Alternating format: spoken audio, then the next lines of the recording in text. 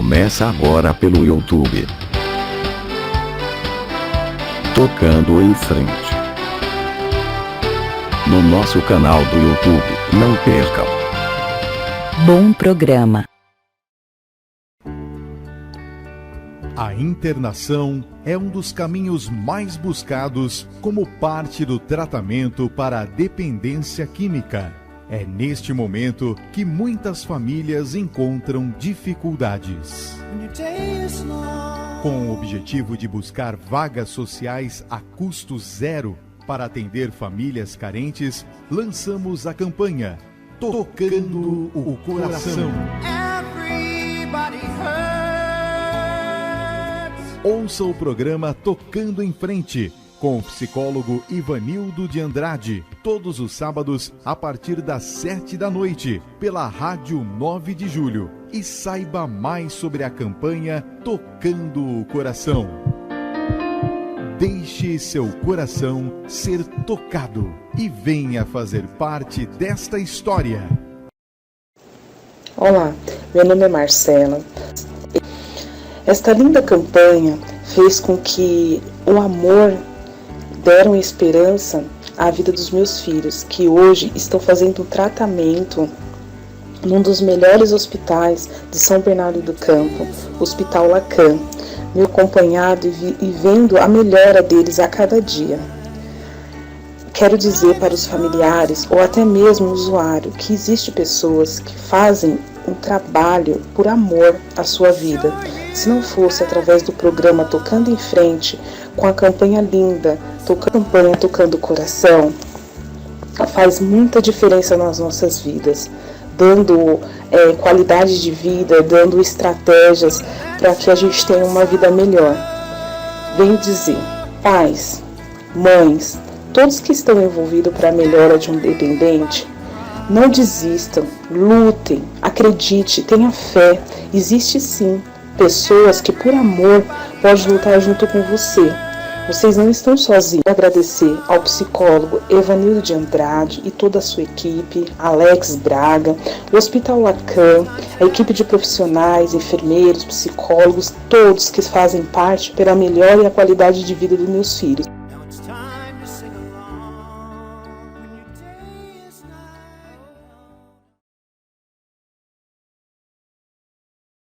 Para falar com as comunidades terapêuticas e com as clínicas que nos doem uma vaga social para que nós possamos ajudar aquelas pessoas que não têm condições financeiras para arcar com uma vaga em comunidades e em clínicas. Muita gente precisando de ajuda e nós estamos hoje lutando para que essas vagas sejam disponibilizadas por você, meu irmão das comunidades terapêuticas, você, meu irmão, minha irmã, lá das clínicas.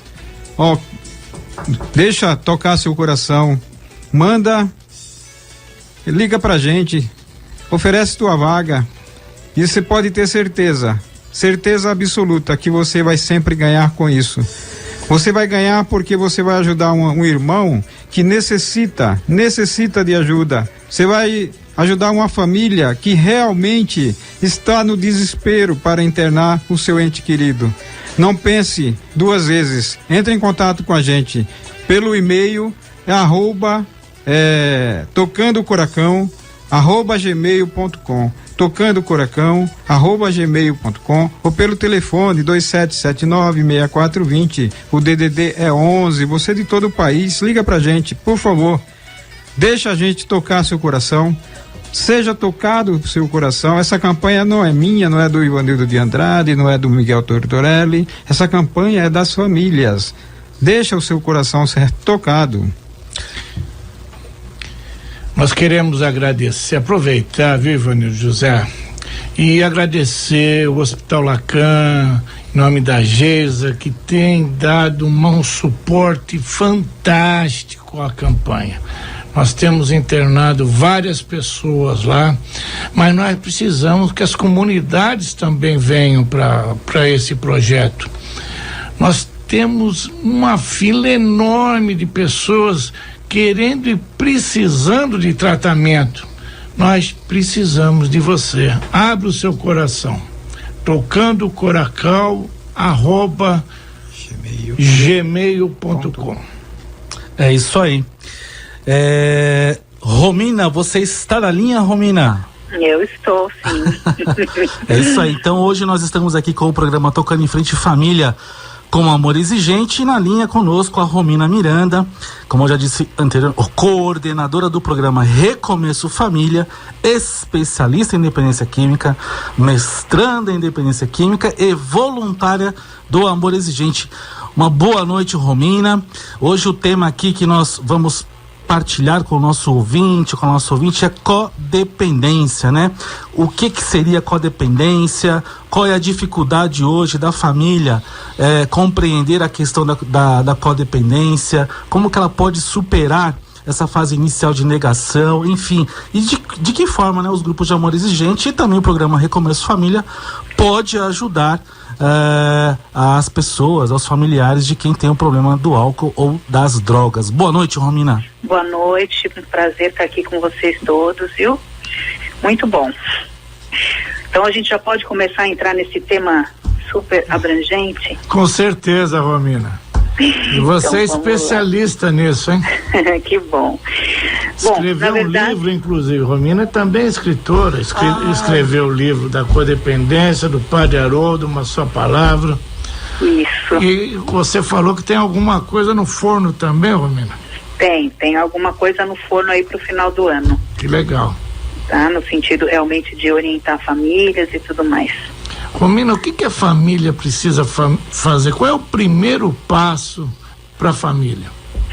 Bom, o primeiro e o mais difícil é a família realmente, assim como o dependente químico, aceitar a situação que está vivenciando, né? Nós temos aí, através de pesquisas, as informações de que as famílias ficam cerca de 8 anos no uso, por exemplo, do doente por 13, a família fica 8 anos para descobrir, ou seja, para aceitar, né? Porque não fica 8 anos para descobrir. Na verdade, descobre antes, né? Que não quer aceitar, né? Exato. Então tem uma série de sinais que vão aparecendo, mas a família se insiste em acreditar que talvez seja só daquela vez, ou que não é bem assim, e isso é uma média de 8 anos, né? Então uma doença como a dependência química, que é uma doença crônica e progressiva, em 8 anos aquilo que era um uso já se tornou abuso e com certeza já se tornou dependência. É uma luta mesmo contra o tempo. E depois da aceitação, que normalmente acontece muitas vezes porque não tem saída, porque a família não tem mais como negar, porque houve um fato, uma prisão, uma violência doméstica, alguma situação que realmente não há mais o que negar, aí vem o segundo momento, né? É quando a família tem que buscar ajuda. E aí a média são mais 3 anos para buscar ajuda, porque aí vem a fase da vergonha, né? Enfim, se eu falo na comunidade, todo mundo vai saber, vai saber, uma mistura de vergonha, de culpa, e nisso vão mais 3 anos para procurar ajuda imediata. Então, no dia que nós conseguirmos sensibilizar as famílias para que elas tenham condições de, antes desse período de 8 anos e mais 3, que elas possam realmente fazer uma intervenção, sem dúvida a gente vai estar aí no caminho certo, né? O problema é que a maior dificuldade que a gente encontra é justamente a resistência da família para isso. E a maior, que eu também acho e quero crer, é a informação, né, Romina? Porque as pessoas desconhecem, né, os grupos de apoio, o Amor Exigente, agora o programa Recomeço Família. As pessoas desconhecem isso daí. E é gratuito, está à disposição. Exato, Ou seja, depois de ter enfrentado essa fase inicial da negação, aí quando tem que buscar ajuda, não sabem onde buscar, né? Normalmente não sabem nem bem qual seria a ajuda ideal para o próprio ente, se é uma clínica, se é uma comunidade, se é um ambulatorial. Ninguém sabe, né, qual é a fórmula para isso, as famílias muito menos, né, pouco tem informações a respeito disso antes de acontecer a situação em casa. e muito menos ainda para que existe algo para elas, né? Porque elas não se colocam dentro da situação como parte do problema. A maior parte realmente vê que o problema é do usuário, a situação se for resolvida com ele, tudo vai estar resolvido, e não é assim, né? Então, até a família entender o papel que ela tem, todo esse sistema familiar comprometido, como ela pode ser protetora para esse ente usuário, isso tudo é um processo que, infelizmente, acaba fazendo com que todo o sistema vá adoecendo mais ainda. O dependente, a própria família. E o Amor Exigente, Recomeço Família, estão aí realmente com propostas muito adequadas à realidade dessas pessoas e gratuitas, como você falou, né, Miguel? Que é o mais importante, acho que hoje. É o mais importante. E também, Romina, as pessoas, quando vão num grupo de apoio, elas chegam, primeiro tem a vergonha de chegar e uma expectativa muito grande e acreditam que naquela reunião vai resolver o problema. Isso. Aliás, o problema do outro, né? Do outro. Do seu ente querido, não dela. Não. Né? E como é que é isso daí, Romina? Então, na verdade, esse é o momento que eu costumo dizer para as nossas meninas, né, as nossas conselheiras do Recomeço Família, que acolhem essas famílias, e eu acho que é o mesmo desafio dos voluntários que acabam fazendo a acolhida dos familiares nas reuniões, né, que assim, em Amor Exigente, a gente também tem um momento específico, com uma pessoa específica que aquela reunião vai estar representando ali o acolhimento, vai estar fazendo o acolhimento, né? Então, acho que tanto para um quanto para outro, o grande desafio é justamente esse momento, porque as famílias vêm muitas vezes sem ter dito nada do que disseram ali em nenhum outro momento, se colocam, verbalizam, e se nós tivermos aí a empatia, a condição de poder nesse momento fazer uma orientação adequada, as chances dessa família voltar aumentam.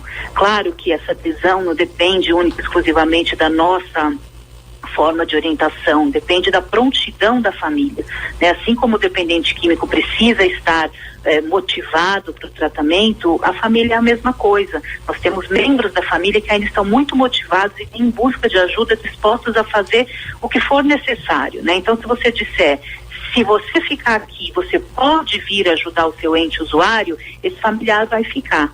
Mas muitas vezes esse familiar já não está mais motivado, ele já passou por uma série de situações, com uma doença crônica que já vem há tempos, né? Então muitas vezes eles realmente estão sem esperança e não acreditam mais quando a gente não dá a resposta que eles querem naquele momento, né? Então, aquela história da varinha mágica, que na primeira reunião de Amor Exigente eu vou encontrar soluções, ou que no meu primeiro momento no Recomeço Família eu vou conseguir uma internação e aí tudo vai estar resolvido. E nenhuma das propostas é imediatista nesse sentido, porque nós não temos como trabalhar essa doença do sistema familiar com esse imediatismo, infelizmente. Romina, você falou algo que gostaria de enfatizar, né?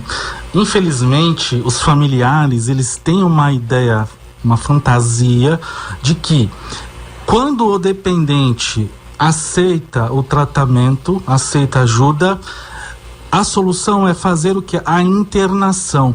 Isso. E que esta internação vai resolver o problema da família. Uhum.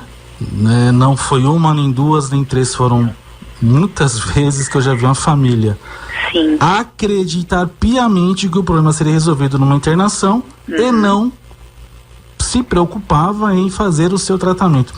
Como é que é isso, Romina? É uma ideia equivocada? O que a família...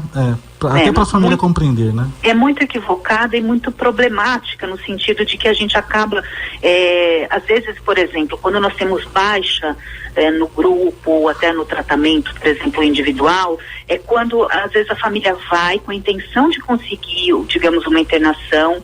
Em algum momento do processo, o familiar, o usuário, se motiva para tratamento, vai a tratamento e aí a família para, né? Então, quando, na verdade, a família deveria ficar, aí sim, motivada por ter conseguido, digamos, avançar o primeiro passo rumo à recuperação, que seria o tratamento adequado, escolhido, seja internação, seja ambulatorial, seja o mais indicado, aí sim, né, que essa família teria que ficar para também estar passando por um processo de transformação de uma série de questões, assim como o dependente estaria passando durante o seu tratamento.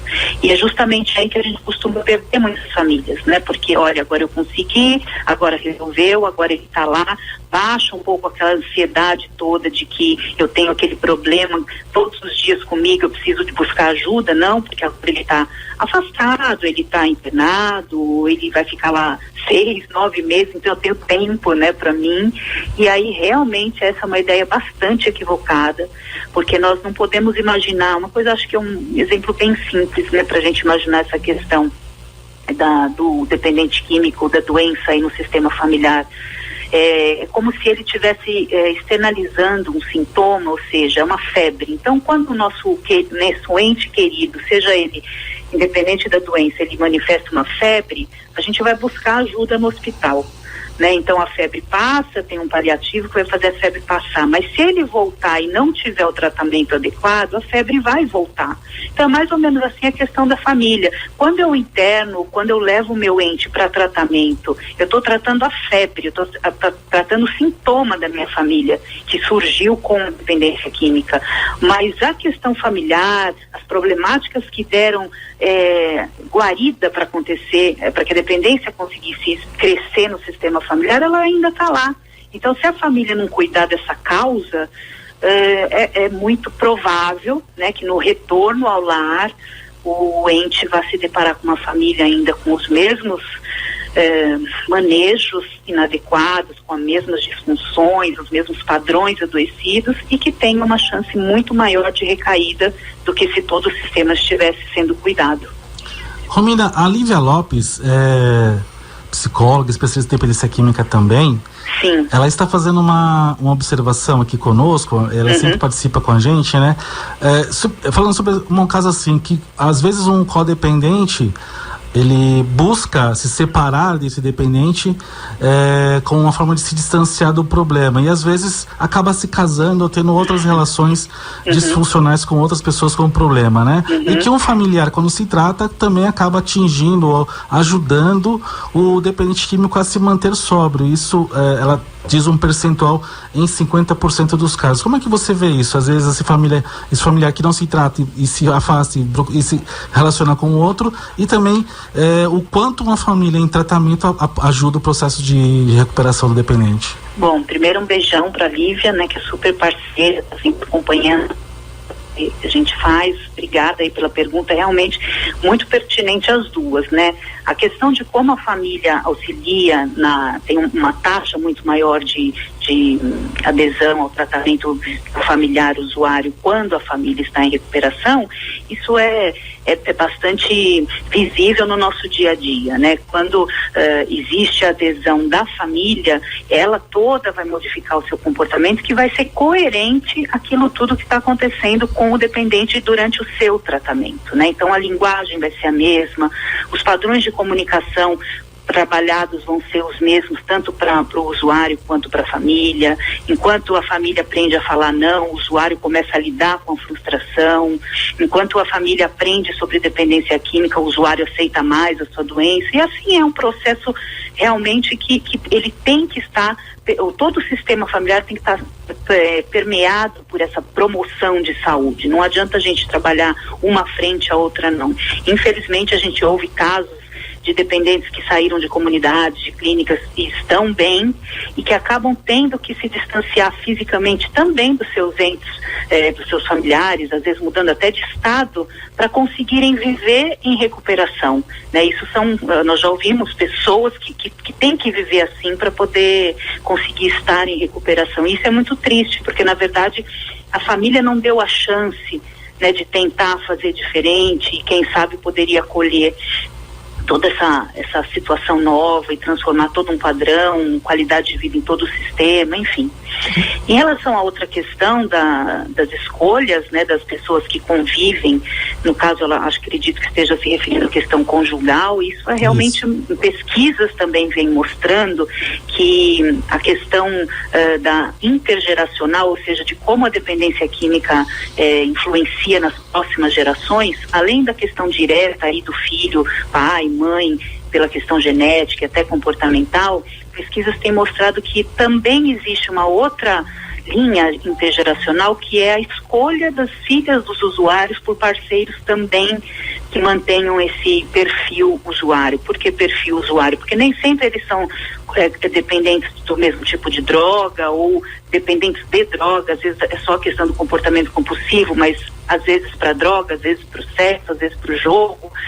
Mas a escolha daquele padrão familiar que lhe é familiar, né? Então, muitas vezes a esposa continua a história de um casamento inconscientemente tentando salvar aquilo que ela pode não ter conseguido salvar com o pai. E aí é que está a questão, porque não é só questão de se separar, né? Se eu me separo numa situação dessa, não significa que eu estou livre do problema. Significa que se eu não for buscar as minhas razões para estar sendo complementar nessa relação, eu vou continuar fazendo isso em outras relações, porque a minha parcela não está sendo cuidada. Nós falamos em relação, então nós temos aí complementos, né? A parte que é usuária certamente encontra um complemento no familiar codependente ou na esposa que tem um comportamento facilitador, etc. E quando aquilo é cortado naquele casamento, por exemplo, não significa que não vai se repetir caso a esposa não venha a buscar ajuda e também entender a sua dinâmica. Então nada muda se eu não mudar. Sem dúvida não muda. Só vai mudar, como a gente fala, o endereço, né? A fotografia, o nome, mas vai ser provavelmente uma repetição aí de parceiros com essas mesmas problemáticas, de forma que ela possa dar continuidade a esse padrão disfuncional que ela conhece. É como ela aprendeu a viver. Muitas vezes também permeado pela violência doméstica, né? Muitas vivenciam essa violência doméstica porque também vivenciaram no lar e de certa forma aprenderam que aquela forma era uma maneira de se relacionar que é conhecida para ela, né? Então realmente, se não houver a intervenção e o autoconhecimento, a autoaceitação das suas questões e busca de ajuda, só vai haver aí uma repetição. Nossa, fantástica a sua explicação, Romina, realmente muito didática e foi uma explicação sobre a intergeracionalidade, assim, que eu ouvi, que legal. Muito didática mesmo. A Lívia Lopes está dizendo assim, a Romina é expert, beijo, show de bola. E o Herculano dos Anjos está perguntando cadê a princesa Romina. Nossa, assim a gente se encontra todo mundo, não tem jeito, né? Ele falou assim, cadê a princesa Romina? Foi Herculano, ela tá por telefone. Ah, que pena, ela não tá no estúdio. Então, um grande abraço pro Herculano, que está lá em Indaiatuba, falando que tá ouvindo muito bem o sinal da rádio. Se quiser mandar um beijinho pra ele ficar feliz. Claro, sem dúvida. Quanto tempo, muito obrigada aí pela participação. A princesa eu não sei, mas a Romina tá aqui. Você viu que a audiência é grande, né, Romina? Muito bom, muito bacana, muito bom. A gente se sente em casa, né? Os nossos colegas. Nós divulgamos aí que você vinha, crescer a audiência. Regina também tá te mandando um beijo aqui, falou, a Romina é escritora.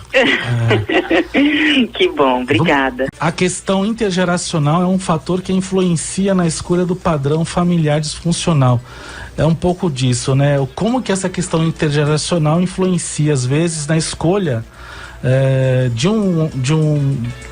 a escolha da pessoa por uma outra pessoa que acaba tendo um problema com as drogas ou com álcool, que às vezes essas relações vão se repetindo. Então ela queria de maiores esclarecimentos para entender essa conclusão. Será que você consegue dar uma ajudinha, Romina? Vamos falar mais um pouquinho. Na verdade, essa questão intergeracional, ela é o que chama bastante atenção. Sim. Quando a gente fala do assunto, né? Porque todos nós, quando a gente começa a analisar os nossos padrões familiares, sempre nós vamos encontrar algumas repetições, independente da situação da dependência química ou não, né? Nós estamos falando de padrões de uma forma geral. Desses padrões culturais, né, que nós trazemos da nossa família de origem, que vão desde como montamos uma ceia de Natal, ou o que fazemos no dia da Páscoa, são questões que vêm, né, da nossa família de origem, que nós não temos na nossa família constituída, que digamos é a nossa família atual. Isso. E os padrões relacionados aos recursos que nós utilizamos para lidar com as situações também nos são transmitidos de forma intergeracional. Isso falando na linha da terapia familiar sistêmica, que é a linha que eu atuo, que acredita no sistema familiar como um sistema em que as pessoas se influenciam umas às outras, onde existe aí uma questão de ação e reação, e onde existe sim os estudos a respeito da intergeracionalidade.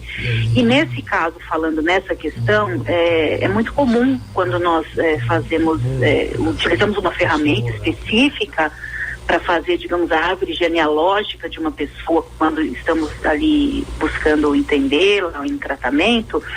E é muito comum nós encontrarmos essa repetição. Então, no caso da dependência química, é comum nós encontrarmos o dependente cujo pai ou cujo avô, alguém que era modelo para ele, que utilizava esse recurso para lidar com as dificuldades, que ele também repita, porque foi a forma que ele aprendeu de como lidar com dificuldades. Aqui nessa família se lida com dificuldades como? Fazendo uso de álcool. Né? Existem aquelas famílias que a gente fala, nossa, família de mulheres corajosas. Como se lida com as dificuldades dessa família? Através de mulheres de fibra, mulheres corajosas que criam filhos, etc. Enfim, existem uma série de padrões que a gente consegue enxergar nas famílias, né? E a questão do uso e abuso e a questão, sem dúvida, da escolha do parceiro é uma repetição nesse sentido, né? Agora, quando a gente aprofunda um pouco, inclusive o que eu venho estudando no meu mestrado é justamente essa questão da intergeracionalidade, principalmente na relação conjugal. Inclusive, Miguel está aí para dizer, né, que nosso trabalho no Amor Exigente foi basicamente feito com a conjugalidade, através dos grupos de esposas que nós tivemos, né, desde sempre nessa preocupação, né, Miguel, em fazer um trabalho diferenciado com as esposas, pelo fato de ser uma questão diferenciada, né? Porque nós sabemos que o padrão está com a família dela, não é porque ela realmente está com dependente químico hoje que ela vai cortar e vai ficar tudo bem. E mais do que isso, acho que a gente continua descendo ainda mais a questão genealógica quando a gente fala dos filhos, porque essas esposas, normalmente, em grande parte, são mães dos filhos dos dependentes químicos. Então ainda tem essa questão. Se elas não cuidam de si por si, ainda tem os filhos que precisam ser cuidados, porque os filhos eles vão vivenciar situações de abandono por ter, por exemplo, um pai usuário, mas também vão viver situação de abandono por ter uma mãe que não está em tratamento, que está completamente cheia de problemas em virtude aí de não saber lidar com os problemas do pai, que às vezes pode acabar desenvolvendo uma depressão. E qual a mãe consegue ser 100% mãe comprometida por uma depressão, por exemplo? Então, o abandono dos filhos acaba sendo mais um motivo e, sem dúvida, mais um caráter da intergeracionalidade que acaba refletindo em todo o sistema. Se eu não intervir numa família, eu vou estar realmente garantindo que os padrões vão se repetir de geração em geração. Até para o nosso ouvinte, nossa ouvinte compreender, quando a Romina fala de árvore genealógica, né? Nós vamos observar quem foi a mãe dessa pessoa, a avó dessa pessoa. Então você vai buscando no passado, na geração anterior, características ou comportamentos que vão se repetindo. E então às vezes a avó casou com alguém que bebia, aí a mãe casou com alguém que bebia, aí a pessoa hoje casou também com alguém que bebia. Então é uma repetição de comportamento que não é um acaso, né, Romina? Existe sim uma questão que precisa ser avaliada, e muito dentro de um contexto terapêutico. Eu, como psicólogo, entendo e compreendo isso, uma questão inconsciente que precisa ser trabalhada. E eu acho fantástico que você falou que está fazendo o mestrado pautando nesta questão. Você falou de sistêmica, né? Então você é da linha da doutora Valéria Rocha Brasil também, que trabalha com a questão sistêmica. O Anderson Amaral está dizendo assim: eu sou de São João Nepomuceno, Minas, né? Minas, Juiz de Fora, e falou que você já o conhece e ele admira muito o seu trabalho. Sim. Ei, Romina, hein? Ei, meu Deus do céu, tô em casa mesmo. Ai, meu Deus, o Herculano aqui de novo interagindo, a Lívia Lopes também dizendo que é um excelente tema. A galera aqui tá participando. O seu Miguel? A Romina, né, lá no nosso grupo, ela começou a coordenar realmente um grupo para o cônjuge, né? Tanto ele como ela. E é um trabalho fantástico esse daí, né? E a gente continua, a Romina ficou de voltar quando ela tem condições de vir, mas é um trabalho fantástico esse daí, é realmente para atender esse tipo de problema que nós estamos falando, né? Então, a Regina inclusive pautou aqui que existe, viu, Romina, por parte daqueles que frequentam o grupo, uma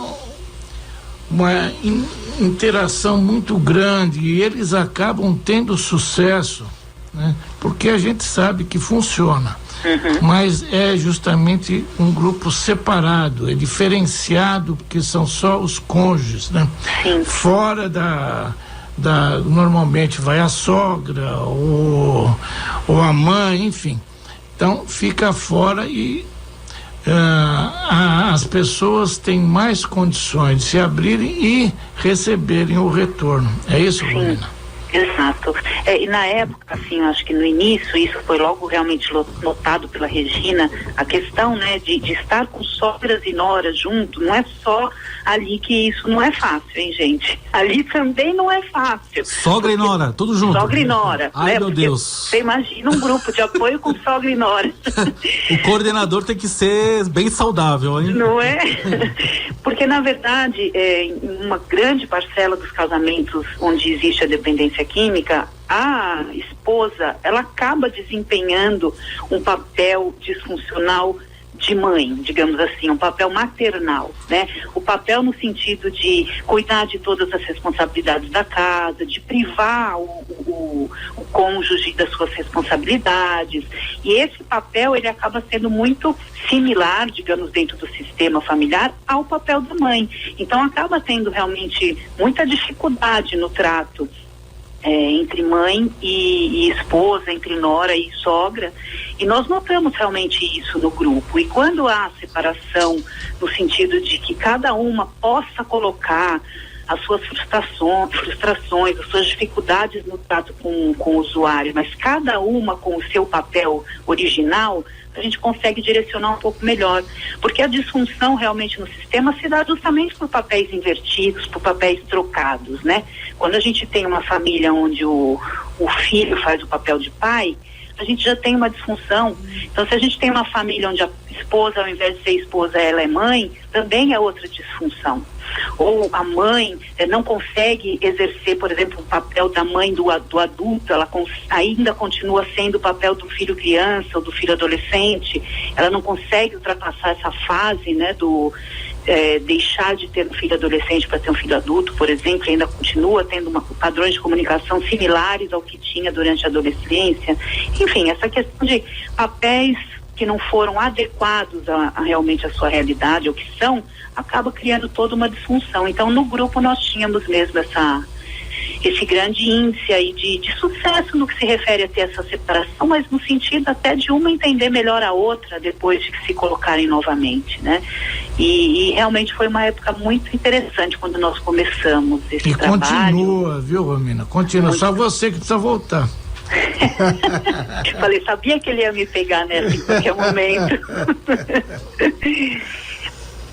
Romina, Ivanildo José, é um prazer te ouvir. Faz tempo que a gente não se vê. Isso. Mas eu tenho prestado atenção e falado muito pouco porque eu sou muito radical e eu tenho maneirado nas minhas ponderações. Mas eu tenho percebido, viu, Romina, durante todos esses anos, que quando nós falamos de papéis, parece que a coisa fica muito complicada. As pessoas não querem entender os papéis que ela representa dentro das famílias. Mas é uma pergunta a mais que eu gostaria de te fazer. Como mobilizar essas famílias para que elas se tratem? Porque elas chegam a dizer, na maioria das vezes, o doente é ele e não sou eu. Isso. Como é que a gente faz isso, Romina? Você tem Varinha mágica? Varinha Não mágica. tenho, viu? Não tenho. Você é uma princesa, né? Falta só. Então, teria que ter, né? O que eu ouço, né, que às vezes a gente vende um produto que as pessoas não querem comprar, né? As nossas famílias, elas não querem aceitar a ajuda que a gente está oferecendo. Isso realmente é muito amargo, no sentido de que nós sabemos que se elas ficarem, elas vão poder ter outro padrão. A questão é fazer ficar, né? Então, assim, pela experiência hoje no Recomeço Família, tem algumas coisas que são muito claras, e ao longo desses 2 primeiros anos de programa nós conseguimos fazer uma pesquisa aí com 2.200 famílias para que nós pudéssemos detectar algumas questões relacionadas até o sucesso da metodologia e tudo mais. E a primeira delas nós temos sempre que estar em busca dessas pessoas, né? Nós temos um trabalho de sensibilização muito forte, porque é difícil elas virem, né? No caso do Amor Exigente, eu acho que não é diferente. As pessoas vêm para o grupo, mas antes delas virem, ou elas realmente têm sido o boca a boca, afinal o Amor Exigente tem mais de 30 anos, né? Recomeço Família ainda não tem nem 3, né? Mas se nós não estivermos na comunidade mostrando para a família que existe essa questão e que existe alguém que pode ouvir, entender e acolher, vai ser muito difícil ficar esperando com que elas simplesmente apareçam, né? Porque não é só uma questão de desinformação, é de estar submersa na negação, na vergonha, na culpa, que impede realmente elas de virem, né? E aí, num segundo momento, depois que você já fez uma sensibilização, ali naquele momento a família não tem prontidão, mas a gente fala com ela. E daí, num outro momento, quando ela estiver um pouco mais apta a buscar ajuda, ela vem. A questão e vai ficar, né? Porque o que nós vamos responder para ela num primeiro momento, em linhas gerais? Que nós não vamos dar a ela aquele dia exatamente o que ela veio buscar, que é a solução. Seja a solução mágica para a doença parar, ou seja a solução mágica para internar o filho naquele dia. Essa solução mágica imediata não vai existir. Então, o que eu percebo, que a gente percebe no programa, que é inclusive o que a gente enfoca muito com os nossos conselheiros que recebem as famílias, a família passa a refletir um pouco mais sobre o seu papel quando ela percebe que o que ela tem feito não tem funcionado. Né? Então, a gente trabalha um pouco nisso, né? Mas ok, né? Tá tudo bem, você sabe tudo, o problema é só outro, etc. Mas tem funcionado da maneira como tem sido? Deu certo, né? Então, as famílias começam a refletir um pouco sobre isso. Aí, outra questão também que elas às vezes acreditam, se ele não vier, então eu também não venho. O que adianta ele não ser tratado? Eu vou ficar aqui fazendo o quê? Isso é uma justificativa clássica, né? Clássica, né? Se ele não quer, o que eu vou fazer aqui, né? E aí também uma outra questão que a gente costuma aí ter sucesso na adesão é quando nós mostramos que através da pequena mudança de comportamento dela em alguns momentos, ela pode vir a obter mudança de comportamento nele. Então, num primeiro momento, ela nunca fica por ela fica pelo outro. Sim. Se você mostrar que se ela ficar, ela vai ajudar o outro, ela fica. E aí depois, assim como é no Amor Exigente, quantas vezes a gente não ouve, né, no Amor Exigente, principalmente mulheres, mães, dizerem: como eu sou grata por ter passado por toda essa dificuldade, por ter conhecido uma forma, um programa que ajudou a mudar a minha vida, né? Então, até as pessoas se conscientizarem de que aquilo é para elas e que vai ajudar elas em vários outros aspectos da vida, demora, mas a gente sabe que se elas ficarem, como o Miguel falou, a gente sabe que dá certo, que funciona, né? Então, por isso que nós somos apaixonados pelo que fazemos, apesar de toda a frustração. E muda mesmo, né, Romina? Muda mesmo, né? A gente vê isso diariamente. Nós temos algumas ferramentas que nós utilizamos para trabalhar com famílias resistentes, e a gente vê que realmente em poucas sessões a gente já começa a notar mudanças de comportamento, autocuidado, autorrespeito, mudança de comportamento com o outro, e muitas vezes o outro acaba sim vindo pedir ajuda, porque todo o sistema familiar começou a ficar diferente para ele, né? Agora é muita coisa nova, e se ele não se adequar, ele começa a se sentir também já não mais pertencente àquele sistema doentio. Então ele acaba também ficando em busca aí da saúde, digamos. Romina, temos mais uma interação aqui da Sinha Maia. Ela é lá de Teresópolis, Rio de Janeiro. É do Amor Exigente também. Ela diz assim, ó, queria tanto a minha sogra participasse do grupo, né? Mas eu a entendo. Romina é fantástica. Parabéns pelo programa. Então hoje a Romina tá bombando aqui, tá ajudando a aumentar o Ibope da rádio. Ai, que bom. De todos os cantos do país. Agora, é primordial que possamos cada vez mais falar sobre isto, né? A questão da codependência, a questão do quanto a família precisa realmente buscar ajuda, buscar apoio, trabalhar a sua saúde, porque o impacto na saúde da família é muito grande. Então, tanto na saúde emocional, como na saúde física, como na saúde mental da esposa, da mãe, do filho. E o quanto a informação precisa ser melhor trabalhada, né, senhor Miguel? O quanto a gente precisa fazer com que a sociedade compreenda cada vez mais a gravidade do problema e o quanto essa doença, né, que é crônica, progressiva e se não tratada pode ser fatal, afeta o dependente, afeta o familiar e traz para a sociedade um prejuízo enorme. Como é que nós podemos, né, a Romina falando do programa Recomeço Família e o senhor Miguel com Amor Exigente. Nós temos aí mais uns 5 minutinhos para a gente poder encerrar, fazer esse fechamento sobre como fazer essa informação chegar cada vez mais para essas famílias. Justamente o seu programa, Ivanildo, é a grande ferramenta que nós temos. São poucos os órgãos de imprensa que abrem espaço para falarmos de dependência química, de prevenção, de drogas, e tanto é que você está vendo o que acontece aí. Tantas pessoas interagindo, pessoas que ligam aqui para a rádio, né? E não é para menos que é o terceiro no Ibope de sábado nesse horário. Então nós precisamos de mais espaço para levarmos a informação. A informação é a grande arma contra as drogas. Mais uma vez, parabéns, Ivanildo. E a Romina, nós precisamos trazê-la mais vezes, né? Com certeza. Romina, tem mais um aqui, ó. Tony Almeida está dizendo o seguinte: gostaria de perguntar sobre prevenção. Muito se fala, mas pouco se faz. Tenho visto que a forma como pensamos em prevenção está errada. Qual a opinião da Romina? Parabéns pelo trabalho.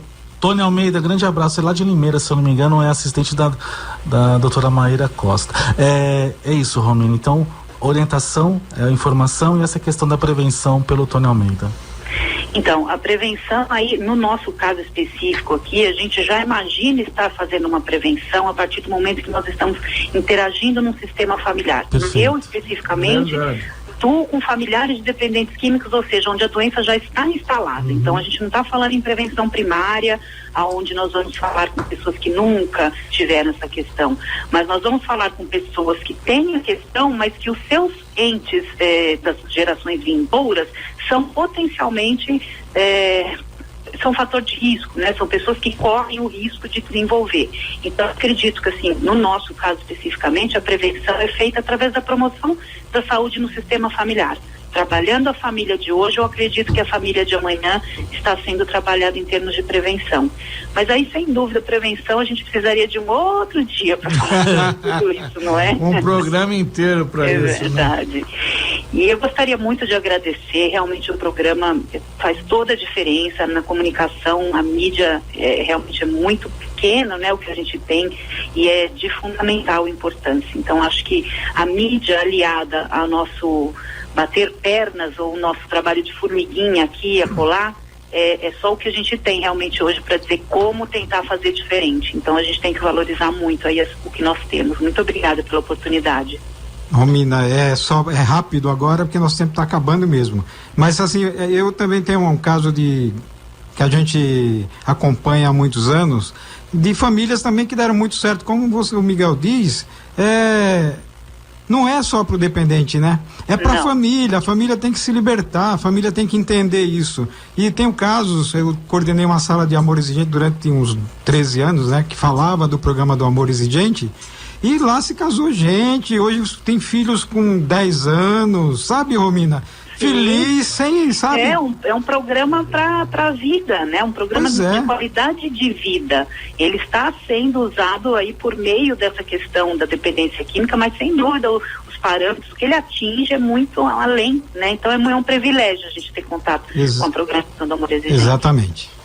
Olha, temos uma mensagem da dona Regina Tortorelli falando o seguinte: vamos amanhã exercer nossa parte, eleger pessoas comprometidas com a causa da dependência química. É uma forma também de ajudarmos a